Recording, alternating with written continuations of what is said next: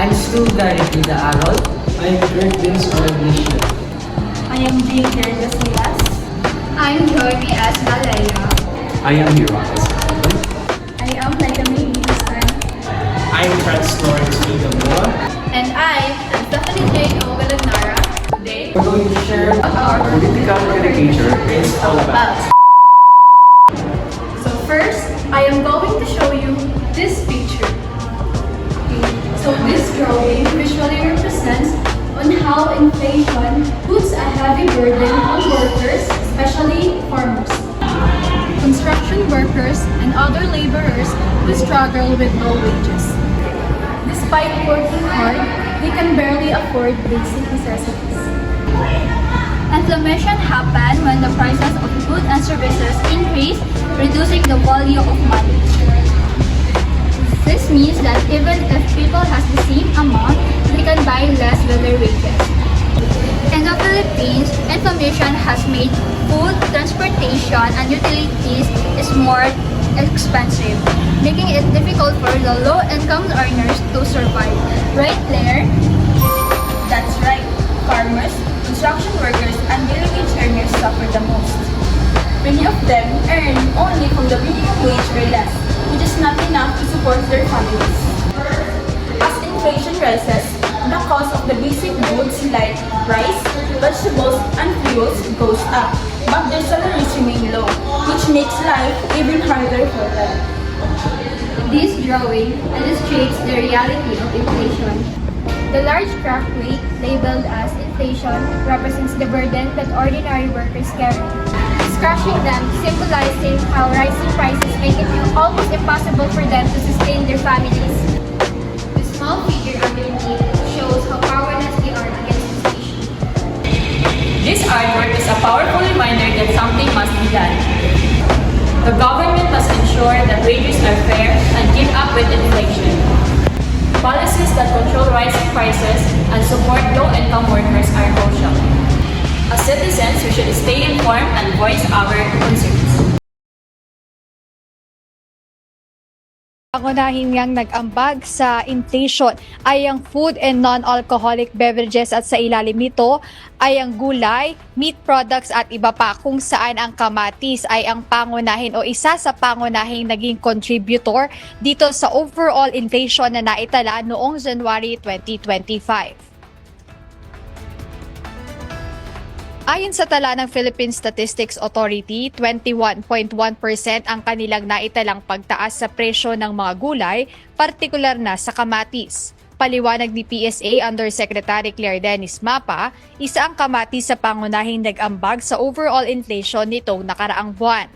155.7% ang naitalang inflation rate sa kamatis na sinundan ng restaurants, cafe and the like, renta sa bahay, karne ng baboy at karne ng manok.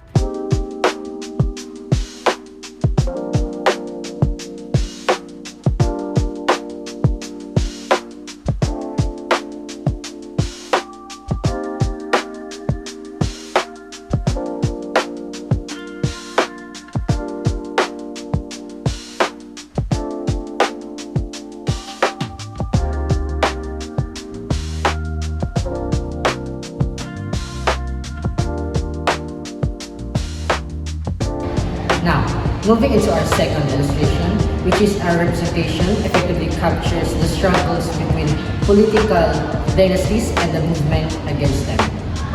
Now, let us examine its key elements. In the image, we see a man labeled as that.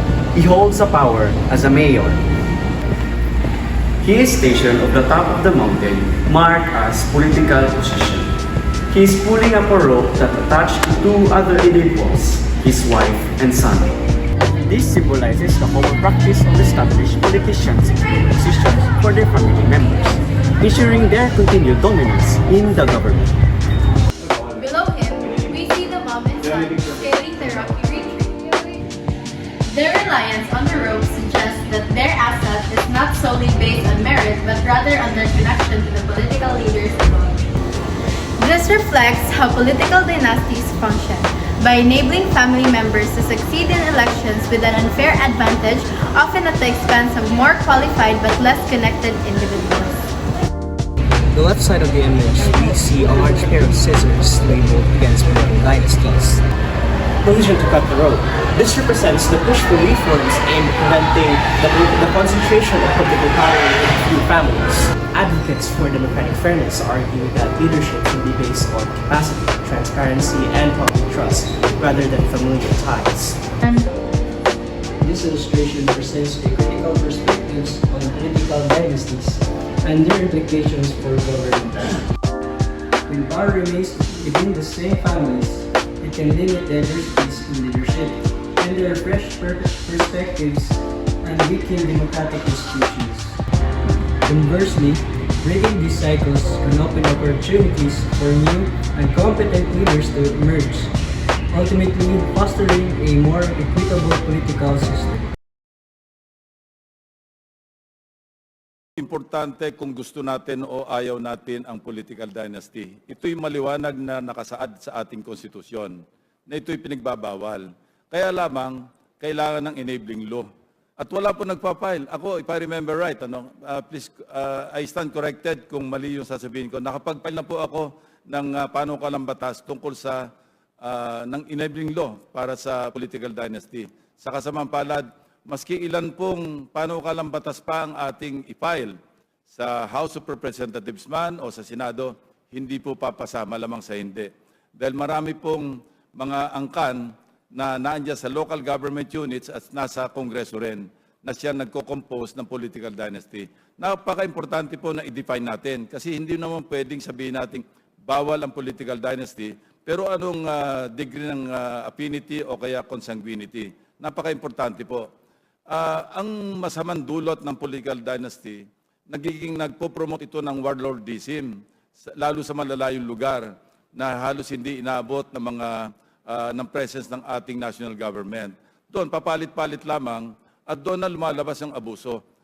Kung matapos ang termino, 3 terms, papalitan ng anak o ng asawa o ng kapatid o kung sino man. At nananatili sila sa power na nawawala na yung check and balance.